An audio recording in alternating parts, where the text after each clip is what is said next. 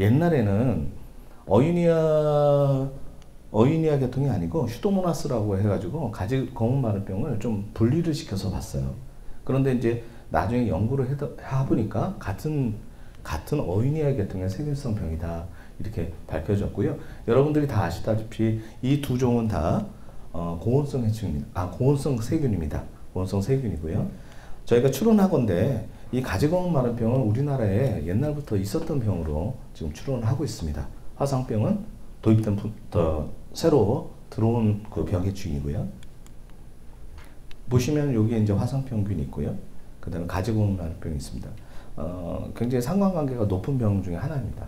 그 과수원에서 세균병이 여러 가지가 있어요. 화상병만 있는 것도 아니고 우리가 일반적으로 통상적으로 말하는 가지검은 마른병 중에 세균성 가지마른병이 있고요. 그 다음에 곰팡이성 가지마른병이 또 있습니다. 그러니까 동고병이라고 일반적으로 얘기하시는 병들은 그냥 세균성 가지마른병입니다. 재밌는 거는 우리가 그 진단 키트를 사용하게 되면 두 개 다 반응을 해요. 병이 있으면. 그래서 우리가 그 진단 키트에 두 줄이 딱 나오면 이게 가지검은 마른병인지 아니면 화상병인지 우리는 알 수 없습니다. 근데 병은 있는 거야 뭐든지. 그래서 실시적으로 PCR로 돌려봐야 유전자 분석을 해봐야 정확하게 알 수 있지만 두 줄이 나오면 일반적으로 화상병이라 보시면 되겠습니다. 자, 화상병은 1780년대 미국에서 처음 시작했습니다. 뉴욕에 있는 허드슨강 주변에 배나무하고 사과나무에서 걸려서 이게 미국 전역에 퍼지는 데까지 135년이 걸렸어요. 그러니까 이게 실질적으로 지금부터 한 250년 정도 나름 역사를 가지고 있는 병입니다. 그래서 이게 미국에서 그 동부에서부터 서부까지 병이 진행되면서 동부 해안에 1900년 초기, 그러니까 20세기 초기에 거기에 그 서양 배나무들이 굉장히 많이 심어져 있었습니다. 근데 거기를 다 쓸어버렸어요, 화상병으로. 그래서 그 농가들이 새로운 작물을 대체하기 위해서 심었던 게 오렌지예요.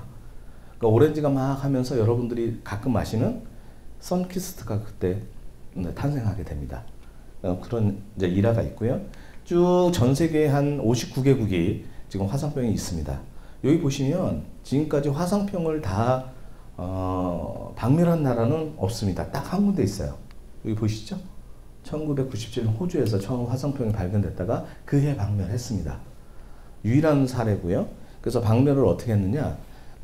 얘네들이 처음에 화상병이 그 식물원에서 왕립식물원에서 화상병이 나왔는데 얘네들은 양놈들은 이미 화상병에 대해서 굉장히 잘 알고 있었어요. 그래서 늘상 대비를 하고 있었습니다. 그러니까 화상병이 딱 터지자 반경 2km 범위 안에 있는 모든 기주식물을 다 없애버렸습니다. 벌도 다 소독했어요. 벌도 다 폐사시키고요. 가정에 있는 정원수부터 시작해서 모든 기주식물을 다 없앴습니다. 박멸했습니다. 유일한 사례입니다. 전 세계적으로 유일한 사례입니다. 자, 이게 이제 지금 화상병이 발생한 지금 최근 자료입니다. 여기에 이제 호주는 빠졌죠.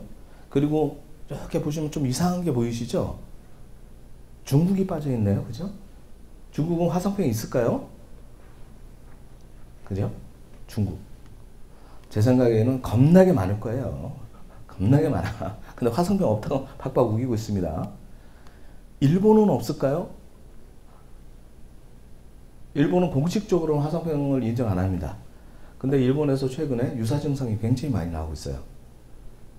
화상병 있을 거예요. 저희들도 처음에 가지검은 마른병이라고 박박 우겼습니다. 전 세계에 그런데 그게 화상병이었어요. 솔직히 얘기하면 화상병이었습니다. 그래서 이렇게 진행이 됐고요. 그러면 우리나라에 들어오는 화상병은 도대체 어디서 들어온 병이냐, 어느 나라에서 들어온 병이냐 궁금하잖아요. 그래서 안성하고 천안하고 충주에 있는 화상병들은 검역본부에서 채취해서 유전자 분석을 했습니다. 유전자 분석을 하고요. 뭐냐면은 미국 동부에 있는 그 화상병하고 여기 우리 안성하고 천안에서 나온 화상병하고 유전자 분석을 했는데 서열이 똑같습니다. 그러니까 다르게 얘기하면 동부에서 들어온 거예요. 그럼 동부에서 언제 들어왔느냐? 아무도 모릅니다. 아무도 몰라요.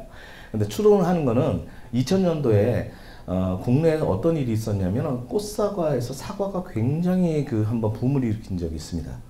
그래서 대목으로, 그 다음에 가정용으로, 그 다음에 조경용으로 어마어마한 숫자의 사과 명목들이 들어왔어요. 그때 들어온 거 아니냐 하고 추론을 하고 있습니다. 실질적으로는 검역 실패죠. 검역 실패입니다. 근데 이제 검역본부는 그 얘기는 절대로 안 합니다.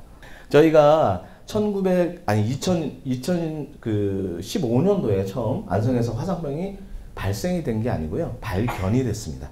그 얘기는 뭐냐면 천안하고 안성하고 근방에 같은 겹치는 면에서 발생을 했어요. 발병을 했어요.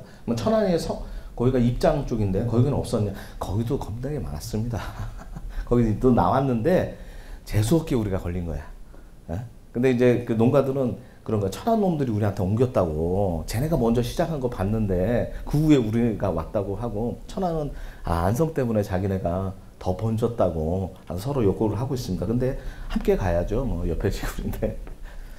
자, 이렇게 되고, 요거는 가지거문 마른 병입니다. 전 세계에 한국하고 유럽에 하는데 여기가 벨기에 쪽이에요. 가지거문 마른 병 이제 2군데 있습니다. 전 세계에. 특징은 뭐냐? 가지거문 마른 병은 사과배만 걸려요.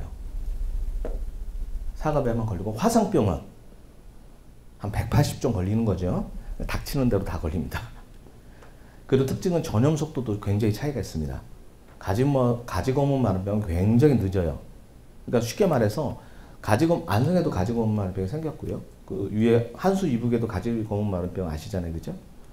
제거하면 그 다음에 안 나와요, 그죠? 안 나옵니다. 그러니까 토속병으로 저희가 인정을 하고요.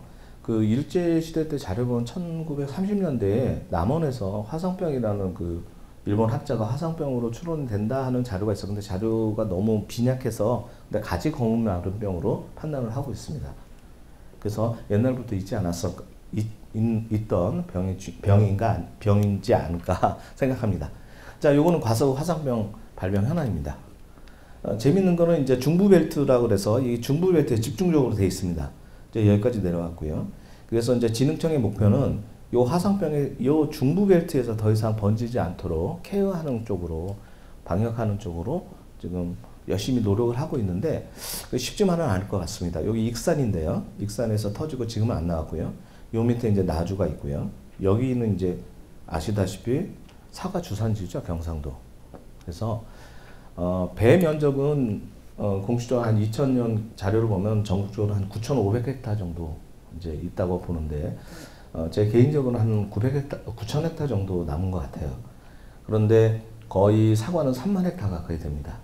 실질적으로 진흥청에서는 만약에 사과 지역이 여기 뚫리면 아마 국가병해충으로 유지를 할 수가 없을 것 같아요. 너무 면적이 방대하니까 아마 그때는 일반 병으로 이제 바꾸지 않을까 그렇게 생각합니다. 그거는 제 개인 사견입니다. 순수하게.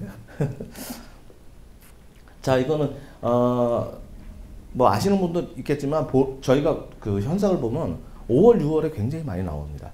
거의 전 발생량의 60에서 70%가 5월, 6월에 굉장히 집중돼 있고요. 그 다음에 하반기에 한 번 더 나옵니다. 그리고 보통 1km, 처음 발생한 지역에서 1km 범위 안에서 78%가 다시 나와요. 그러니까 전파가 번지고 있습니다. 그래서 혹시나 여러분들이 현장에 가셔가지고 화상병이 처음 나왔던 과원이 있으면 그 1km 반경은 꼭 예찰을 하셔야 됩니다. 정밀 예찰을 하셔야 돼요. 정밀 예찰. 그래야 잡아낼 수 있습니다. 보통은 이제 화상병이 이제 3월 돼서 이제 우주가 나와요. 날이 따뜻하면 우주가 나오기 시작하면 그 한 방울이 평균 한 1헥타 정도에 전염할 수 있는 전염력을 갖고 있다고 합니다. 보통은 화상병균이 그거를 과학자들이 샜는지는 모르겠지만 10의 6승 정도 밀도가 되면 화상병징이 나온다고 하고 있습니다. 그걸 셌을까요? 그걸 잘 모르겠어요. 콜로니로 계산을 했겠지만. 그러면 10의 6승이 안 되면 병징이 안 나와요. 보유는 하고 있죠. 그러니까 화상병이 나무에 들어가면 바로 병을 일으키는 게 아니고요. 들어가면 증식을 합니다. 그 안에서 일정 수준 증식이 되고 일단 밀도가 되면 그때부터 독소 물질을 냅니다. 그 독소 물질에 의해서 나무가 증상이 나오기 시작해요. 마르고. 왜 독소 물질을 내느냐? 식물체에 있는 영양분을 탈취하기 위해서 위한 그런 겁니다. 독소 물질을 내면서 세포에 있는 영양분을 탈취하기 시작합니다. 우리가 그 모기에 물리면 간지럽잖아요. 그죠? 모기가 그 독소를 내는 거잖아요. 왜 독소를 낼까요? 사람 피를 뽑으면 굳지 않습니까? 그죠? 그러니까 모기가 독소를 내지 않으면 사람 피를 뽑으면 아마 죽을 거예요. 굳어서. 그래서 굳지 않으려고 독소 물질을 냅니다. 그게 이제 사람한테는 간지럽고 이제 발진처럼 이렇게 나오는 거죠. 화상병도 마찬가지입니다. 식물의 병에 그 영양분을 뺏기 위해서 독소 물질을 냅니다. 그게 이제 나무를 죽이는 거죠. 자, 기주식물입니다. 우리가 알고 있는 대부분 장미과를 포함해서 대부분 이렇게 걸리는데요. 여기 그 자료를 보시면 옆으로 누워 있는 그 나무들이 있고, 이렇게 산국수나무, 섬국수나무일 거예요. 이렇게 제대로 된 이렇게 표시가 되어 있어요. 이 차이가 뭔지 아세요? 옆으로 누워 있는 작목은 자연 상태에서는 잘 감염이 안 되는 거예요. 감염됩니다. 감염됐는데 자연 상태에서는 잘 그 감염이 안 되는 기주식물이에요. 그리고 이렇게 써 있는 거는 자연 상태에서도 충분히 감염이 되는 기주식물입니다. 그래서 보면은 여기 뭐 살구나무 정도, 자두나무 정도는 감염은 되되 실질적으로 현장에서 감염된 나무를 저희도 본 적은 없습니다. 복숭아 나무도 여기 똑바로 해도 복숭아 나무도 잘 안 걸려요. 같은 과원 내에서 화상병에 걸렸어도 복숭아 나무는 쌩쌩하더라고요. 그거 참고하시고요. 자, 과수화상병 생존 특성입니다. 보통 10에서 그러니까 최대 한 30일간 생존을 합니다. 30일간. 여기 비멸균, 우리가 대부분 비멸균통이죠. 그러니까 한 25일, 그러니까 한 30일 정도 생존을 하는 거예요. 그러니까 우리가 가지를 잘라서 토양 중에 이렇게 내려놨어요. 내려놔도 한 달 정도 있으면 자연으로 죽어요. 화상병이. 자, 세균하고 곰팡이의 특징은 다 아시죠? 세균은 활물기생합니다. 곰팡이는 사물기생을 해요. 그러니까 화상병은 살아있는 세포에서만 살 수 있어요. 우리가 현장에 가면 화상병에 의해서 말라 죽은 가지들이 있어요. 까맣게. 그거를 잘라가지고 분석하면 화상병이 나올까요? 안 나옵니다. 가지가 죽었기 때문에. 영양분이 없어요. 살 수가 없어요. 그러면 얘네들은 어떻게 하느냐? 밀도가 굉장히 많이 차이면 얘네가 이동을 해요. 세포 간극을 통해서 쫙 다른 가지로 번지기 시작합니다. 그래서 그 시료를 채취하실 때 만약에 그 마른 가지로 자르시면 증상이 안 나요. 증상은 보이는데 화상병균이 안 나와요. 참 신기해요. 해보면 하여튼 도깨비 같은 병입니다. 자, 이렇게 진행을 합니다. 세포 간극으로. 그래서 우리가 방제를 하는 목적은 방제가 아니라 예방이죠. 예방하는 목적은 초기에 이렇게 세균이 누출될 때 보통 봄에 누출이 되기 시작합니다. 온도가 올라면 겨울에 월동을 한 후에 그때 여기 차단을 해주는 거죠. 이쪽에 차단을 해줘서 번지지 못하게 하는 거고, 그래서 2차, 3차 요때 집중적으로 발생을 하니까 전염이 되니까 그래서 1, 2, 3차를 굉장히 중요하게 여기는 겁니다. 자, 화상병균입니다. 화상병균은 그 세균이라서 또 세균적인 특징은 뭐냐면 세균은 그 자력으로 나무에 들어갈 수가 없어요. 어디로 들어가느냐? 상처를 통해서 들어갑니다. 그 다음에 기국을 통해서 들어가요. 그 다음에 뭐 밀선이라든지 뭐 여기처럼 배수선이라든지 뭐 이런 거에 피목을 통해서 들어가요. 무슨 얘기냐? 그 나무에 직접적으로 열려있는 공간을 통해서 들어갈 수밖에 없습니다. 그러니까 이론적으로 화상병이 묻어있는 가지를 그 건강한 나무에다 이렇게 해도 화상병이 들어가지를 못해요. 왜? 화상병은 자력으로 세포를 뚫고 들어갈 수 있는 힘이 없습니다. 곰팡이는요? 곰팡이는 들어갑니다. 우리가 알고 있는 뭐 흑성병이니 적성병이니 곰팡이는 식물 표면에 그 부착이 되면 효소를 내기 시작해요. 그래서 효소가 세포벽을 녹여버려요. 그러면서 침입을 합니다. 세균은 그런 기능이 없습니다. 그러니까 누가 전달을 해줘야 돼. 전달을 해줘야 돼. 아니면 재수 좋게 그런 그 상처에 딱 부착이 돼서 안으로 들어가든지. 그런데 그렇게 되면 화상병이 참 안 번질 것 같은 생각이 드시죠? 근데 우리가 과수원에 가면 굉장히 우리 눈에 보이지 않는 과수원에는 상처가 굉장히 많아요. 왜냐? 바람에 의해서 나무가 스치잖아요. 그죠? 이파리들이. 상처가 납니다. 미세하게. 태풍이 온다든지, 그 다음에 사람이 작업을 한다든지, 그 다음에 뭐 적과 작업을 한다든지 하면서 끊임없는 상처들이 굉장히 많아요. 그 다음에 그 곤충들이 구침을 한다든지 하면서 세포를 뚫기 때문에 다 상처가 많습니다. 들어가요. 의외로 들어갑니다. 그래서 세균은 그런 특징이 있고요. 자, 화상병을 매개하는 곤충의 종류입니다. 요거는 이제 미국에서 밝혀진 거고요. 요거는 경기도 기술원에서 그 안성하고 천안 아니고 안성에서 그 검사를 해서 실질적으로 얘네가 화상병균을 몸에 지니고 있습니다. 지니고 있다는 걸 밝혀졌어요. 이렇게 돼 있습니다. 얘네들 다. 여기 파리류 특이하죠? 파리류. 저희가 그 분석을 해보니까 꿀벌이 활동 범위가 한 2km 정도 됩니다. 그 학자마다 뭐 4km까지도 간다 그러는데 힘 좋은 놈이 가는 거죠. 일반적으로 한 2km 범위 안에서 왔다 갔다 해서 섹터로 직선거리로 한 2km 범위 안에서 화상병이 터졌다. 그러면 아마 꿀벌이 전염한 게 맞고요. 그런데 인근에서 아니면 자기 과원에서 화상병이 퍼지는 거는 저희가 판단하면은 파리류가 많은 것 같아요. 파리류가 우리가 아까 그 3월 되면 우주가 나오기 시작해요. 근데 우주가 화상병균 덩어리인데 당분을 갖고 있습니다. 달달한 성분을. 그 곤충들이 굉장히 좋아해요. 그러니까 파리가 이제 흡집하는 거죠. 흡집해서 다른데 꽃이라든지 다른데 파리가 전파를 하고요. 그 다음에 노린재, 특히 구침하는 종류들은 다 화상병을 전파하는 그런 매개자의 역할을 합니다. 쉽게 얘기하면 우리가 약제 방제를 잘 한 후에 상위규 중에는 충방제를 굉장히 잘해야겠죠. 매개자를 끊어야 되니까. 그죠? 그것도 한 가지 방지하는 팁입니다.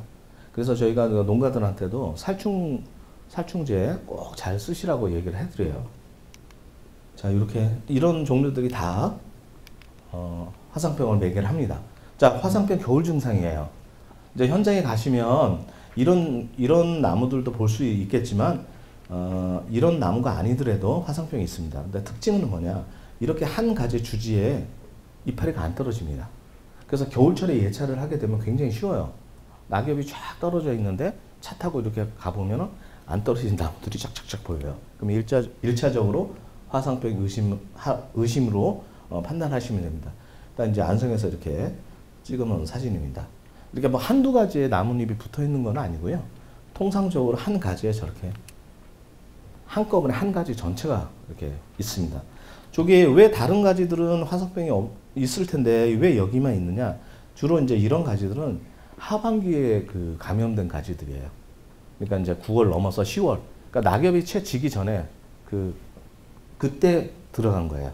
그래서 다른 나무들은 낙엽이 졌는데 이제 낙엽이 떨어지기 전에 얘네들이 그 도관하고 채관을 막아버려가지고 영양분이 못 들어가니까 그냥 그 상태에서 말라 죽은 겁니다. 그 낙엽이 지는 것도 그냥 떨어지는 게 아니잖아요. 그죠? 그 식물학적으로 이제 반응을 해서 AB에 의해서 2층이 생겨야죠. 나뭇잎이 떨어지는데 그거를 채 만들기 전에 감염이 돼서 말라버린 겁니다. 그래서 같이 붙어 있어요. 잘 안 떨어져요, 나뭇잎이.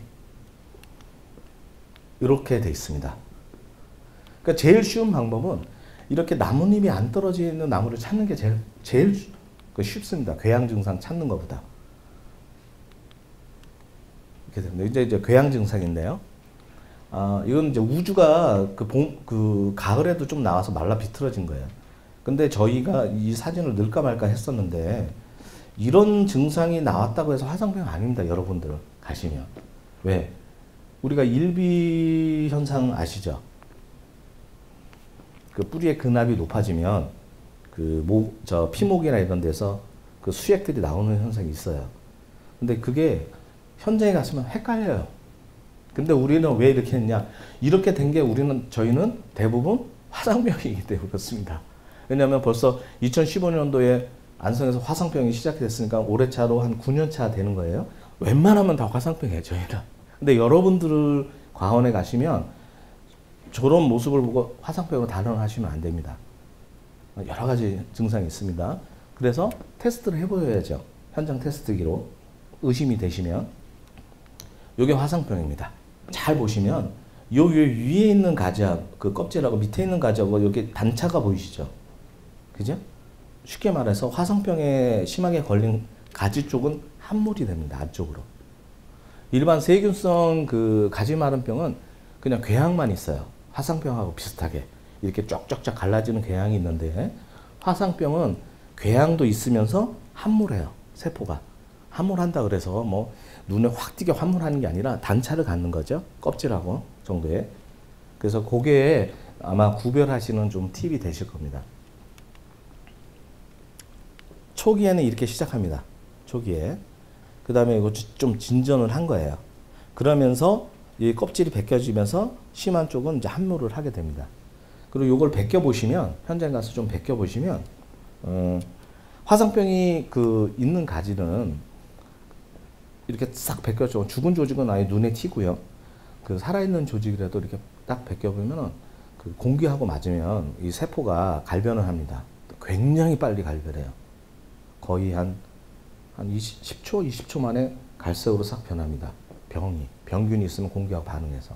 일반 정상적인 가지를 싹 벗기면 한참 걸려요. 일반 정상적인 가지도 칼로 벗기면은 갈변합니다. 갈변하는데 통상적으로 30초, 한 1분 정도 있어야 돼요. 서서히 갈변합니다. 근데 화상병에 걸리는 가지는 싹 하면은 금방 눈으로 보일 정도로 싹 갈변되는 게 보여요. 그리고 굉장히 빨리 반응을 합니다. 또 그것도 하나의 팁입니다. 이렇게 함몰이 되어 있습니다. 이렇게. 재밌는 거는 이런 궤양이 짝짝짝 갈라지는 게 그 화상병은 가지 전체가 그래요. 앞쪽에서 이제 처음에 시작되는 부위부터 시작해서 이게 진척이 되면 뒤에 등 가지까지 이렇게 갈라지는데, 동고병 같은 경우는 한쪽 줄만, 등 쪽으로만 이렇게 갈라지는 특징이 있습니다. 100%는 아니고요. 대략적으로 그런 특징이 있어요.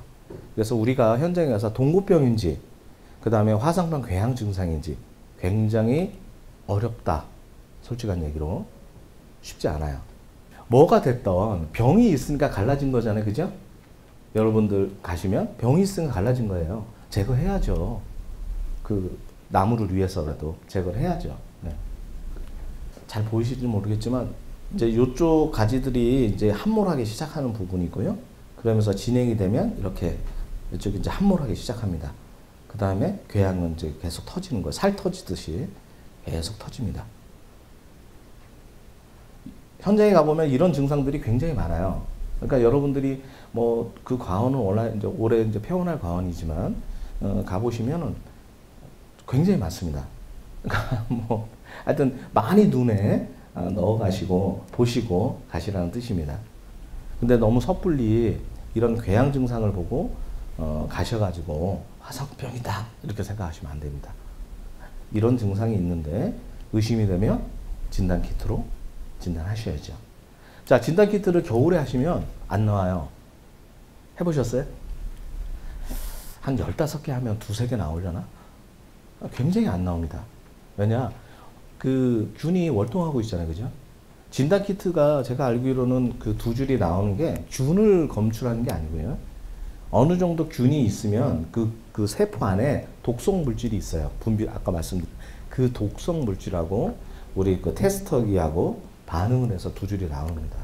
그러니까 겨울철에는 잘 움직이지 않으니까 독성 물질을 잘 안 내요. 그냥 가만히 있는 거죠.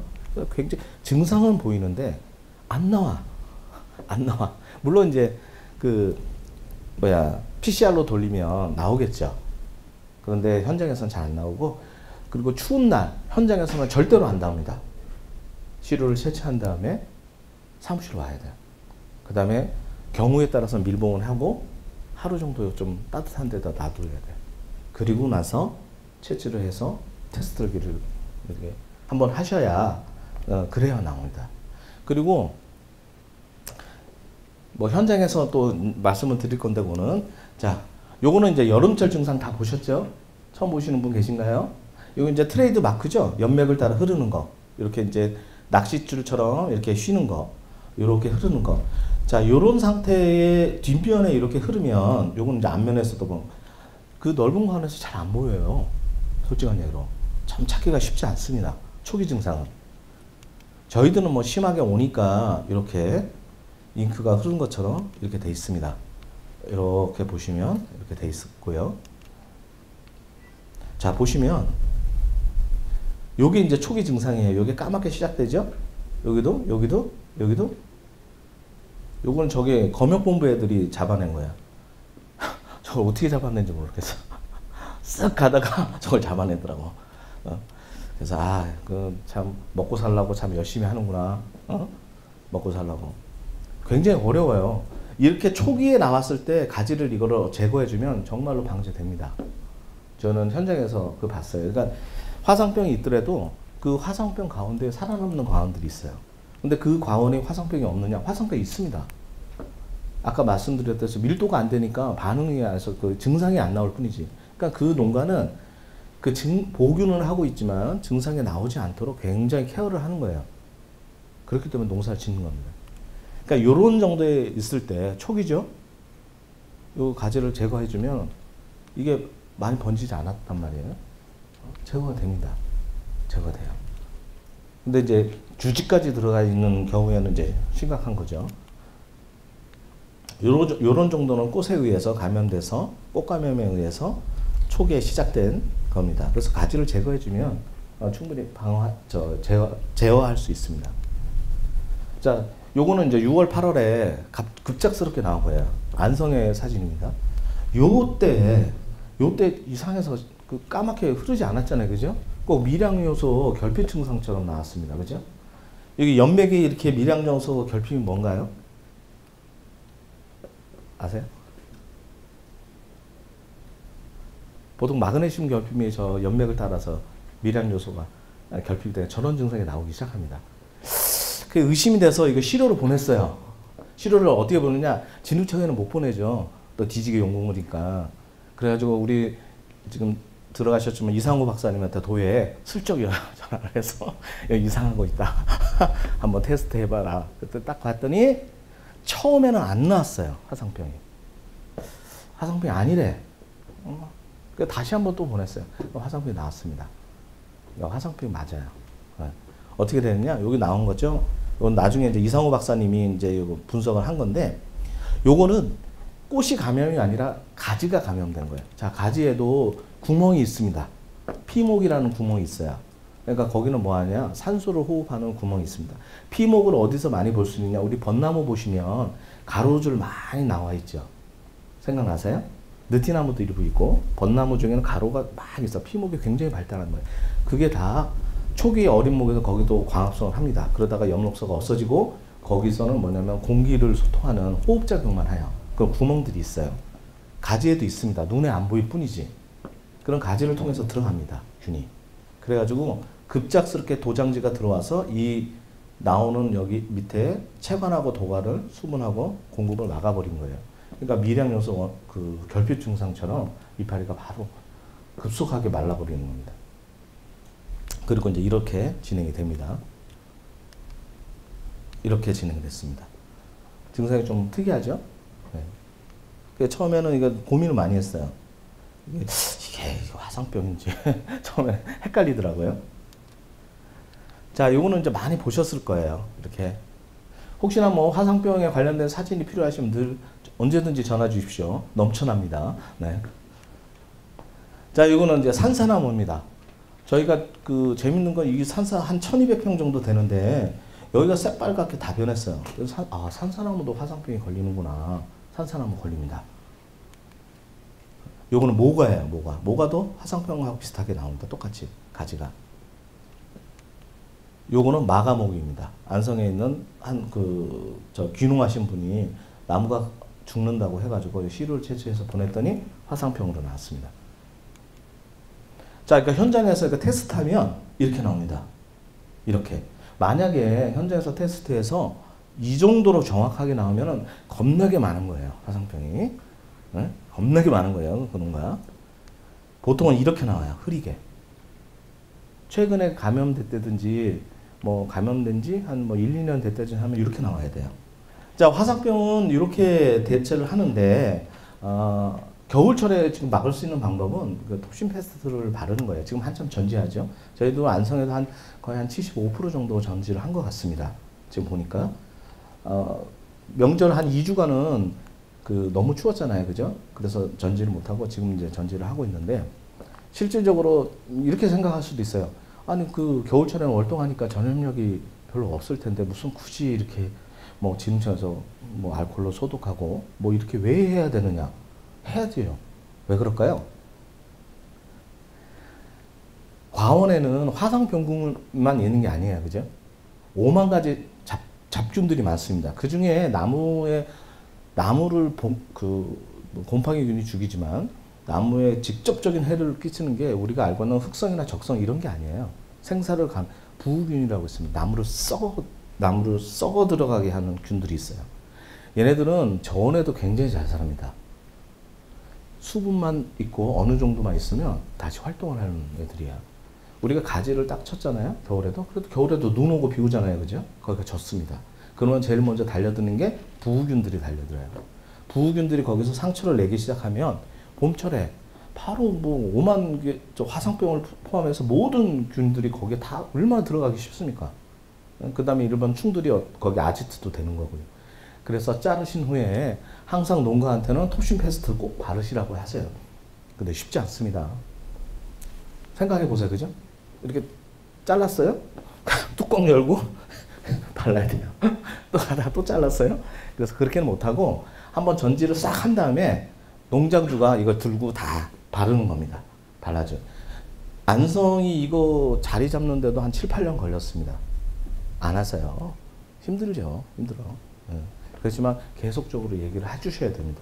그러니까 겨울철에 실질적으로 화상병을 예방하고 병을 차단할 수 있는 그런 약제는 톱신 패스트밖에 없습니다. 그걸 꼭 발라주시고 나무한테도 좋고요. 이게 시중가가 4만 원이에요. 겁나게 비싸죠, 그죠?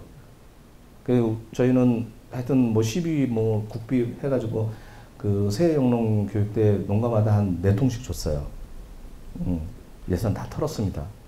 이렇게 가지를 자르는데 실질적으로 보면 이렇게 나와 있어 가지를 자르는 경우에는 굉장히 드물어요.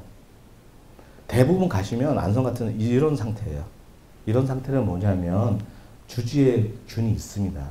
주지에. 우리가 2번 주지를 기르죠. 그래서 주지 하나를 댕강 잘랐어요. 그러면 어떻게 될까? 과원이 수량이 반이 죽은 거잖아요. 그죠? 가지 큰 주지 중에 하나 자르면. 그 다음에 요거는 화상병하고 좀 다르지만 나무가 성목이 되면 2번 주지 정도 되면 굵은 나무가 되면 어릴 때는 뿌리가 모든 세포에 관여를 하지만 성목이 되면 큰 가지를 담당하는 뿌리가 생깁니다. 그러니까 이쪽 있으면 한쪽을 자르면 이쪽을 자른 뿌리는 타격을 받습니다. 심한 경우는 그 뿌리도 밑에서 지에서 죽어요. 그래서 수세가 굉장히 많이 떨어져요. 그런 상태로 그 과원을 유지하기는 굉장히 어렵습니다. 뭐 저희들도 이제 폐원하시라고 얘기를 해드려요. 그래서 우리의 관건은 잘 예찰을 하셔서 이렇게 초기에 이렇게 재수 좋게 걸리는 거를 빨리 없애는 거. 이게 관건입니다. 근데 실질적으로 주지에 가까이 화상병이 이렇게 있으면 주지로 넘어갔다고 봐야 돼요. 그러니까 농가가 주지를 잘라라. 그거 쉽지 않습니다. 쉽지 않아요. 자, 요거는 이제 안성의 화상병 발생 현황입니다. 저희가 2000년부터 2022년까지 345군데에서 생겼어요. 그런데 2015년부터 2019년까지 5개년 동안 175개가 생겼어요. 다르게 얘기하면 어떻게 보면 통상적으로 10년치 화상병이 평균적으로 발생할 양이 단 3년간 안성에서 발생했습니다.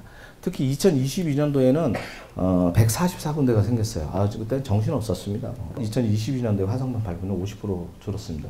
근데 이게 뭐 농가에서 열심히 한 것도 있겠지만 전국적으로 뭐 기후적인 역할이 제일 크지 않을까 그렇게 생각을 합니다. 그래서 저희가 실질적으로 한 32% 정도 공적 폐원을 처리를 했습니다. 이게 발생 추이예요. 19년에 이렇게 했다가 20년대에 폭발했다가 점점 줄어드는 추세입니다. 자, 여러분들이 다 아시겠지만 식물 그 발생 원리입니다. 이 중에 우리가 그 약제를 살포하고 예방하는 거는 요거죠. 그죠? 병원균의 밀도를 낮춰서 저 삼각형의 구성이 안 되도록 해서 병이 발생하지 않도록 하는 겁니다. 우리가 폐원을 하는 거는 요 식물체를 없애는 거죠. 그러니까 또 삼각형의 구성이 안 되겠죠. 그래서 이제 하는데 하여튼 요 병원균 밀도를 낮추는 거 저희 쪽은 그렇습니다. 여러분들은 병원균 자체를 박멸해야겠죠. 발생을 안 한 시군이니까. 그러니까 저희하고는 좀 차이는 있습니다. 자, 안성시 2022년도에 화상병 약제 공급 현황입니다. 저희는 5차 방제를 했어요. 작년까지. 이미 저희가 아까도 말씀드렸듯이 저희가 그 나름 전통이 있기 때문에 다른 시군하고 똑같이 할 수는 없어요. 그죠? 그래서 3차 방제는 저희가 너무 약해서 5차 방제를 했습니다.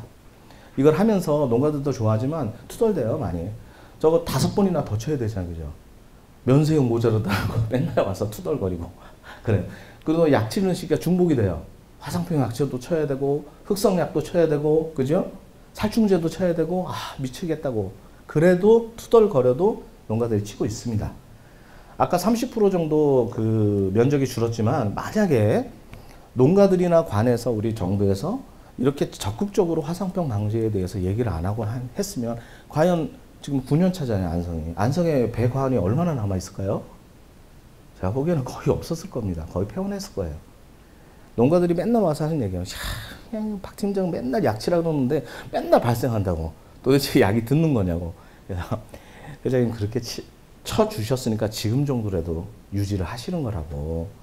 그러니까 여러분들이 그 현장에 가시면 그런 얘기 하시는 분이 있어. 아유, 뭐 화상병 약제 쳐도 안 듣는다고. 그거 안 쳐봐. 어떻게 되나. 그래도 안 쳐봐. 어떻게 되나. 그러니까 약제 방제 굉장히 중요해요. 아까 듯이 박멸이 아닙니다. 밀도만 낮춰도 화상병 안 발생합니다. 그래서 1, 2, 3차 때 일종의 공동 방제잖아요. 동시 방제잖아요. 그렇죠? 비슷한 시기에 농가들이 칠 거 아니에요. 그러면 어떻게 돼요? 뭐 안성시면 안성시 전체에 화상병 밀도가 이론적으로 낮아질 거 아닙니까? 발생을 낮춰줄 거 아니에요. 그리고 화상병이 천년만년 사는 병은 아니잖아요. 다른 균하고 경쟁합니다. 밀도가 떨어져서 힘이 약하면 다른 균하고 경쟁해서 도태되는 거죠. 자연적으로. 그래서 그런 원리니까요. 약제 방제 꼭 신경 써서 꼭 치게 해주셔야 됩니다. 올해 공급 계획입니다. 올해는 한 번 더 넣었어요. 또 다른 시군과 전국적으로 좀 차별화를 두기 위해서 6차 방제로 넣습니다. 개인적으로는 매달 뿌렸으면 좋겠어. 매달. 그래서 여기 9월 달에도 한 번 넣고 싶은데 9월 달에는 수확기가 겹칩니다. 그래서 방제가 굉장히 어려워요. 농가들도. 아무리 좋은 약, 아무리 지원을 해줘도 농가가 안 치면 아무것도 아닌 거잖아요. 그죠? 아무것도 아니죠. 너무 바빠서 그래서 일단은 아쉬운 김에 6차 방제로 진행을 합니다. 여러분 생육기 중에 항생제 뿌려도 됩니다. 돼요. 이론적으로. 또 되고 뿌려도 됩니다. 살짝 약해는 나와요. 근데 회복은 해요. 그런데 우리가 생육기 중에 항생제를 강하게 특히 개화기 때 강하게 못 치는 이유가 뭘까요? 여러 가지 이유가 있는데 농가는 항생제 하나만 치는 게 아니에요. 그죠? 영양제도 넣어야죠. 살충제도 넣어야죠. 그 다음에 자기만의 비법을 또 하나 넣어야 돼요. 그러니까 4종, 5종이 됩니다. 그러니까 이게 화학적으로 반응을 하다가 아다리가 딱 맞으면 그 날짜가 아주 그냥 아작이 나요. 아작이. 네, 아작이 납니다. 이거 방송용으로 적당하지 않죠? 자, 우리가 그 1, 2, 3차 때 보통 진흥청은 어떻게 추천하고 있습니까? 동제 먼저 치고요. 그 다음에 2차 때 항생제를 치라 그래요. 그 다음에 3차 때는 뭐 생물약제를 쳐도 괜찮다고 해요. 그래서 2차 때 꼭 그 말신 계통의 항생제를 꼭 치라고 합니다. 그죠? 저희는 그렇게 안 칩니다. 왜? 잘못하면 제가 직을 걸어야 돼요. 무슨 얘기냐? 개화기 때 4월 그 중순, 초순, 중순쯤에 어떻게 돼요? 저온 피해가 몇 년에 한 번씩 와요. 저온 피해가. 항생제를 쳤다고 해서 개화기 때 뭐 피해가 없냐? 피해 있습니다. 수종률 떨어지죠. 당연히. 그렇지만 극복할 정도는 됩니다. 그런데 그때 저온 피해가 오면 어떻게 되는 걸까요? 항생제를 쳤어. 좀 이따 저온 피해까지 왔어. 만개기 때. 그러면 저는 뭐 YTN 또 방송 찍는 거죠. 지도를 어떻게 했느냐 하고 제가 옷을 벗겠습니다 하고 뭐 얘기를 해야 돼요. 여러분들이 직을 걸어야 돼요. 그러니까 좀 속상한 거는 뭐냐, 개인적으로 같은 공무원인데 그 사람들은 연구를 위해서 분명히 얘기를 해주는 거예요. 하지만 그렇게 치면 여러분들한테 피해가 나면 누가 책임질 거예요? 그러니까 잘 생각을 하세요. 물론 약을 안 치라는 게 아닙니다. 그때 치면 돼요. 우리 대체할 약제들 있잖아요, 그죠? 좋은 약제들, 그 미생물제들 말고 천연 항생제도 나왔어요. 뭐 땡공에서 뭐 블라드라는 뭐 천연 항생제예요, 천연 물질, 그런 거 치세요. 그 대지만 항생제는 좀 칠 때는 좀 생각을 하고 치셔야 됩니다. 단독으로 처리할 때는 큰 문제는 없습니다. 근데 농가는 단독으로 처리 안 합니다. 왜냐, 한 번 칠 때마다 면세유가 내가 3,000평이면 6차를 쳐야 돼요. 그거를 화상병 약제 따로 치고 살충제 따로 치고 살균제 따로 쳐봐요. 그거 어떻게 칩니까? 그냥 때려놓고 한 번에 치는 거죠. 시기적으로도. 그래서 항상 약제에 대한 피해가 항상 마음속에 있으셔야 돼요. 그래서 농가들한테는 권해주는데, 농가들은 아유 나는 그냥 한 번만 치지. 한 번만 치지 가보면 약통에 막 다 타놨어. 그래서 특히 생육 그 개화기 때는 꼭 항생제를 만약 치게 되더라도 중간에 만개기 때는 좀 피하시는 게 좋고요. 그 다음에 만개 후에 3차 때 치더라도 단독으로 치라고 좀 얘기를 해주셔야 돼요. 단독으로. 우리가 치고 있는 약제 중에 제일 강력한 게 뭘까요? 항생제입니다. 약제도 제일 비싸고요. 그런데 농가들이 단독으로 치는 경우는 거의 없습니다. 그러니까 그렇게 지도하실 때 그렇게 생각을 해 주시면 됩니다. 자, 이렇게 해서 뭐 요쪽 때 뭐 통성기 때 치고 그 메이블라이트라고 하는데, 이제 앞으로 이렇게 가야겠죠. 이렇게 흑성처럼 그 고지가 되면 농가가 스스로 이제 위험하니까 화상병 약제를 쳐야 된다고 이렇게 해야 되는데, 아직까지는 시험 단계라 저희들도 그러고 있습니다. 자, 이건 올해는 화성에서 오신 분 계신가요? 네, 저희가 화성에 참조를 했습니다. 기존에 그 10개 그 화상병 예측 기상 장비가 이제 작년도에 설치가 됐고요. 저희가 올해 10군데 더 시비로 그 기상 장비를 다 꽂습니다. 꽂아서 배, 포도, 사과, 복숭아에 대해서 화상병뿐만 아니라 일반 병해충에 대한 통보를 농가들한테 할 예정입니다. 그래서 그건 뭐 농가들한테도 도움이 될 거고, 저희 센터의 지도 사업 위상에도 관련이 돼 있어서 그 사업을 하려고 하고 있습니다. 방치과원에서는 화상병이 한 번도 나온 적이 없습니다. 그 참 희한해요. 방치과원에서는 화상병이 안 나와. 맨날 나가면 뭐 흑성이라든지 뭐 이런 거야. 잘 관리된 과원에서 화상병이 나옵니다. 잘 관리된 과원에서. 자, 제 강의는 여기까지 마치고요. 특별히 뭐 궁금하신 점 있으시면 잠깐 질문 받겠습니다.